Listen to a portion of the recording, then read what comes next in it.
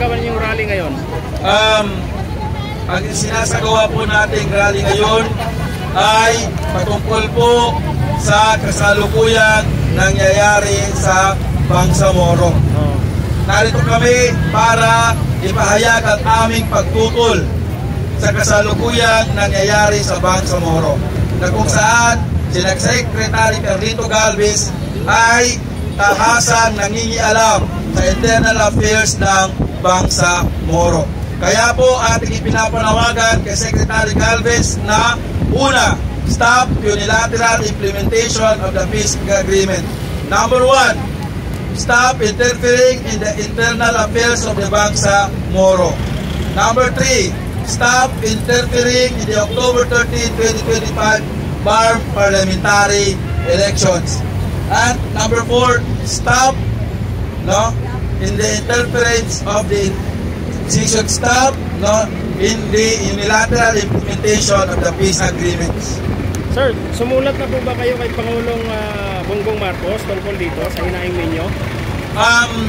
Sa kasalukuyan, ito po ginagawa natin ay isang mapayapang pagkilos.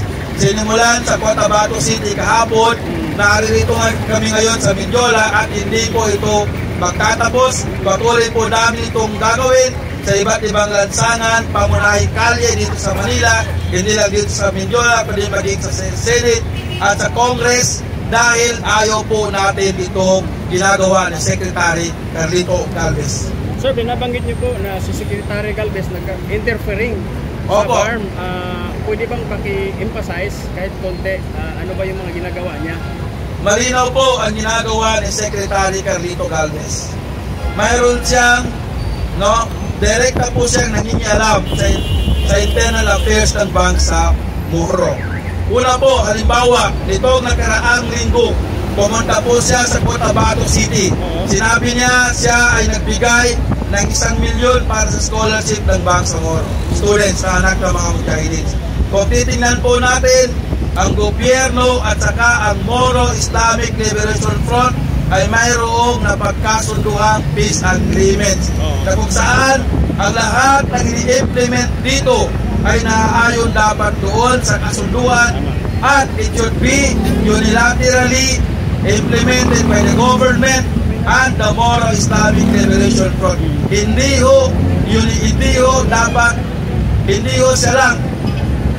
ho dapat magkasama ang MILF at saka gobyerno ng Pilipinas. Hindi ho isa lang ang magpapatupad po ito. Sa tingin niyo po, hindi ho dapat ito bilateral joint po. Sir, sa tingin niyo po, ano pong purpose ba? Sa tingin niyo, sino bang utos kay Secretary Galvez? Inutusan mo ng Pangulo? It's a hypothetical question. Ang basa po namin, ito ay ginagawa ni Secretary Carlito Galvez para po ipakita na ang peace process sa Bangsamoro ay kanyang legacy. Sa tingin po namin, mali po si Secretary Carlito Galvez. Pagpatuloy pa po siya nangingialam sa internal affairs ng Bangsamoro, mas lalo po magkakagulo, mas lalo po magkakalabo-labo. Kaya panawagan natin kay Secretary Carlito Galvez, since na hindi pa po na-approve o hindi pa siya nare-renew ng ating mahal na Pangulo, for the sake of delicadeza, umalis na po siya sa OPAC. Sa Batuan, meron pong mga opisyal ng gobyerno na nakaupo ngayon sa ating pamumuno ng PBBM. Tulad ni Senator Robin Padilla, anong suporta po ni Senator dito? Sina Senator Robin Hood Padilla ay sumusuporta po sa pagkalahatang peace process ng Bangsamoro. Ang amin po dito ay ang nitty-gritty, ang detalye kung paano pinapatupad ang peace agreement. Kami po sa ground, kami po sa Bangsamoro ang nakakaramdam at nakakakita ng pinaggagawa ng ilan sa mga opisyalis na dating in-appoint ng ating mahal na Pangulo at ang impact po nito sa Bangsamoro. Ano bang impact nito? Una, ngayon ho, nakikita namin ang BARM Parliament, hindi nataliwas na po ito doon sa kasunduan na MILF-led government. Kasi nga po, yung nirekomenda ng MILF na 41 mula sa kanilang hanay ay minanipula po ito ni Secretary Carlito Galvez at meron po silang ginawa para manipulahin ito na siya nagresulta sa hindi pagka-majority ng MILF sa Parliament. Kaya po, panawagan natin, inuulit natin, for the sake of delicadeza, for the sake of saving the gains of the peace process, dapat po tuluyan ng magbitiw o magbaba si Secretary Carlito Galvez kasi po nangangamba po kami na sa darating na araw tutuluyan na po siyang idedeklarang persona non grata ng civil society organizations at saka ng mga mamamayang Bangsamoro doon sa Mindanao. Kami po ay nananawagan din sa mahal na Pangulo na kailangan na po niyang mag-intervene dahil naaabuso na po ang kapayapaan at pag hindi siya nag-intervene, mawawalan sa isay ang peace agreement na kanya sanang legacy para sa Bangsamoro. Sir, nagturing na tagumpay itong prayer natin ninyo. May nagtagumpay ito na aktibidad. Panimula pa lang po ito na mahabang paglalakbay. Panimula pa lamang ito na mahabang paglalakbay para sa kapayapaan. Hanggat hindi natin nakukuha ang ating layunin para sa kapayapaan sa Bangsamoro. Sir Datuin, lilinawin ko lang kasi nito mga nakalipas na araw na nakita namin na may aktibidad kayong isinagawa sa Mindanao at kitang-kita ron na binabato nyo po ang tarpaulin na nandoon yung mukha ni Secretary Galvez at Secretary Lagdameo. Paglilinaw lang, ang ipinapanawagan po ninyo ay si Secretary Galvez lang, hindi kasali si Secretary Lagdameo? Opo, sapagkat ang emosyon ho sa Cotabato City na mga kasama kahapon ay lubhang napakataas. Napakataas ho ng emosyon dahil aktual po na nakikita at nararamdaman nila ng impact ng mga pangyayaring pagmamanipula ng Secretary Carlito Galvez doon sa Cotabato City. Kami po sa Metro Manila, kami po dito sa Metro Manila at kampo ng ating mga kasamahan na nakikita po natin dito si Secretary Carlito Galvez. Pag siya po ay tuluyan ng bumaba sa pwesto sa OPA Pro, may sasalba ang usaping pagkapayapaan, lalong-lalo na ang gains ng peace process, ang normalization components or annex o normalization ng comprehensive agreement, at may sasalba po natin ang Bangsamoro Autonomous Region and Muslim Mindanao. Sir, magkakaroon din po ba ng prayer rally for peace sa Mindanao? Posible po sa mga darating na araw hanggat hindi natin natutupad ang ating layunin. Sir, ini panawagan po ninyo kay Pangulong Bongbong Marcos at mensahe nyo rin po diretso na sa mga kababayan natin sa BARM. Una-una po, panawagan natin sa ating mahal na Pangulong President Bongbong Marcos Jr.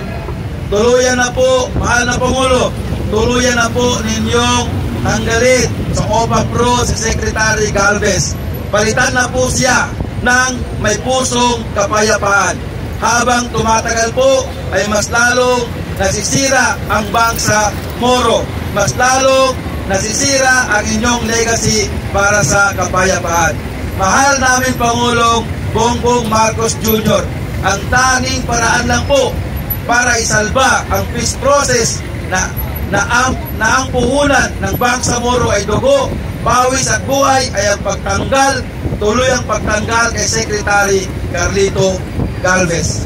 Panawagan po namin sa ating mga kapatid na Bangsamoro dito sa Metro Manila, tayo po ay patuloy na magpakatatag, magpakahinahon, sapagkat ito ho, ang laban para sa kapayapaan ay isang mahabang laban na sa nangangailangan ng sabar na ng mahabang pagtitis. Ilang po, maraming salamat. Assalamualaikum warahmatullahi ta'ala wabarakatuh. Takbir! Takbir! Takbir! Takbir! Lagi na pwede kasi akong bata manifesto. So, ang susunod po,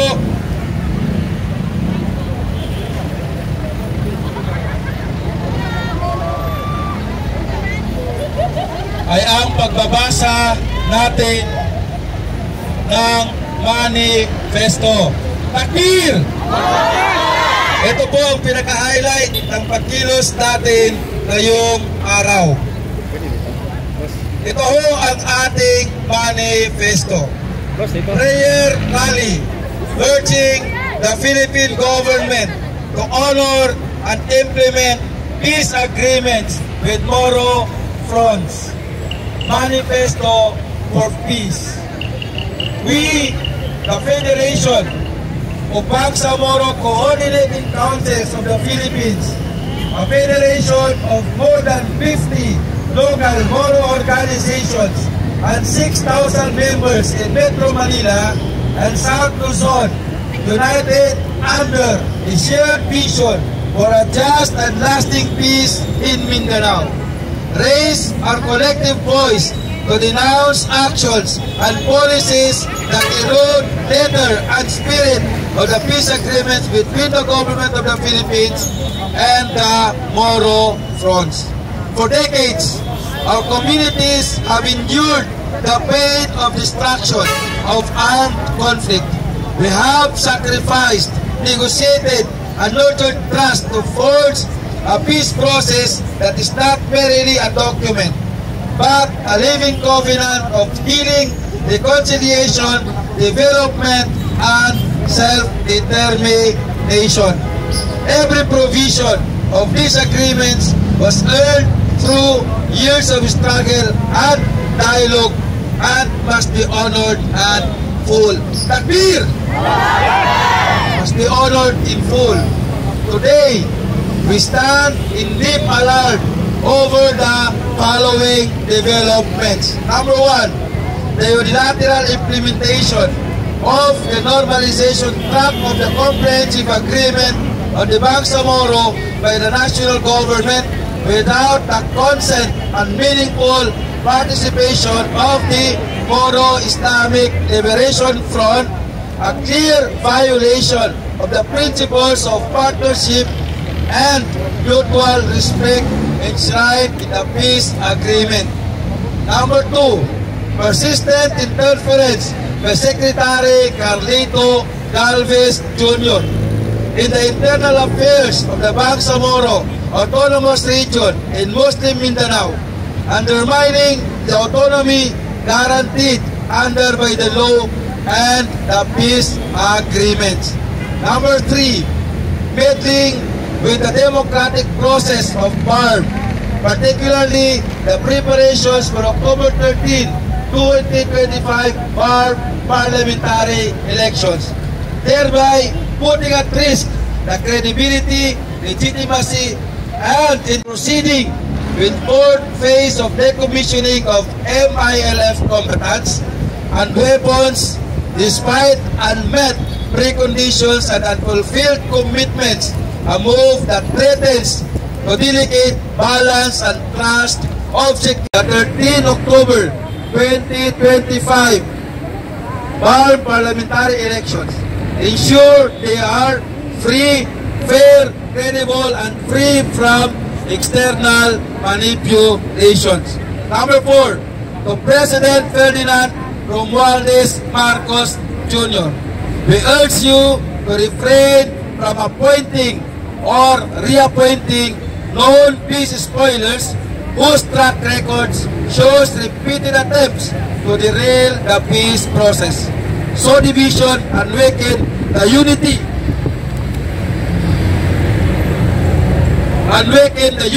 of the Bangsamoro.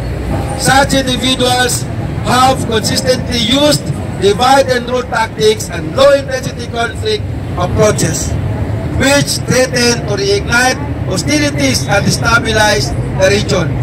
Appointing them would stain your administration's legacy and undermine your commitment to genuine peace and good governance, not only in Mindanao, but throughout the country. Last number, to all peace process stakeholders, firmly support the halting of the fourth phase of decommissioning until all commitments under the normalization track are fully realized. Decommissioning must be carried out in commensurate and parallel manner with all other elements of the normalization track. Our declarations The peace process is not a favor from the state.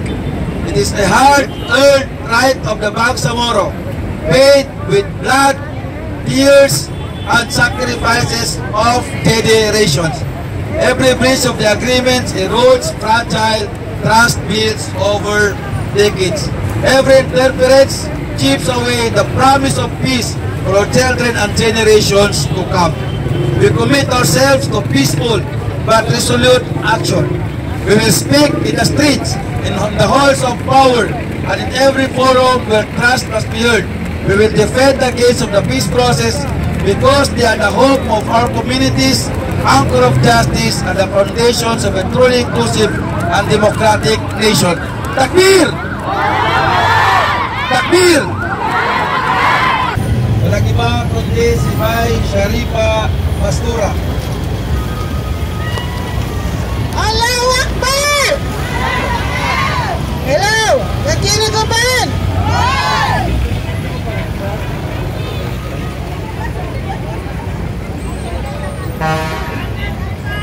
Assalamualaikum warahmatullahi wabarakatuh!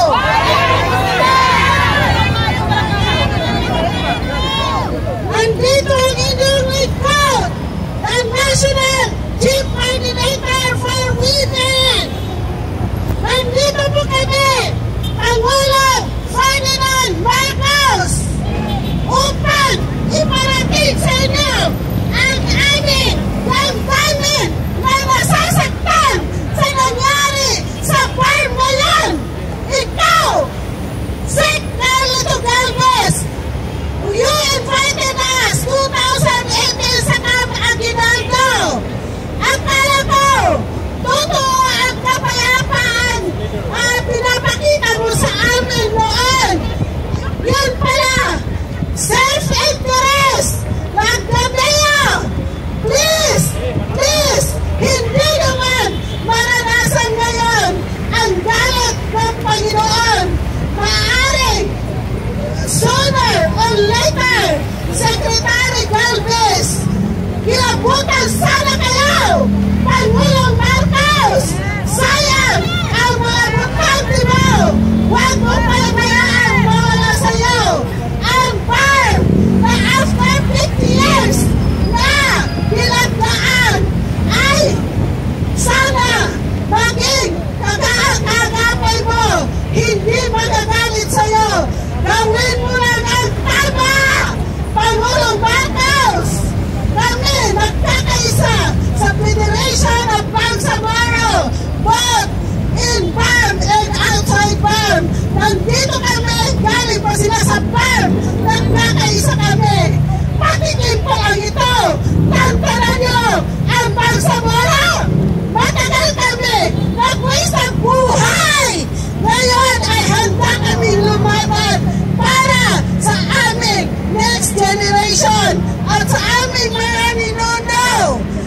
Tandaan, kami lang ang hindi na-colonize because we have one aim, that is kapayapaan and unity, and we will not allow anyone to broken this aim. Thank you very much, Pangulong Marcos. Takbir! Takbir! Okay po, ang susunod, ito na ho yung last na magsasalita dahil babasahin na po natin ang ating manifesto nagmula sa umahat, walang iba kundi si Sister Lucille Yocolano.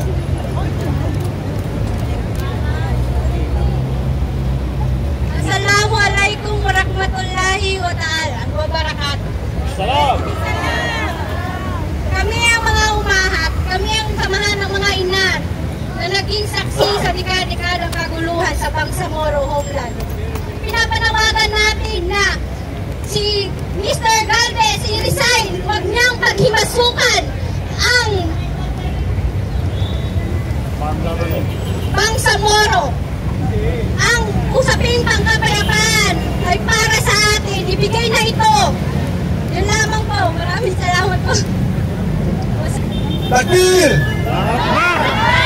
Takbir!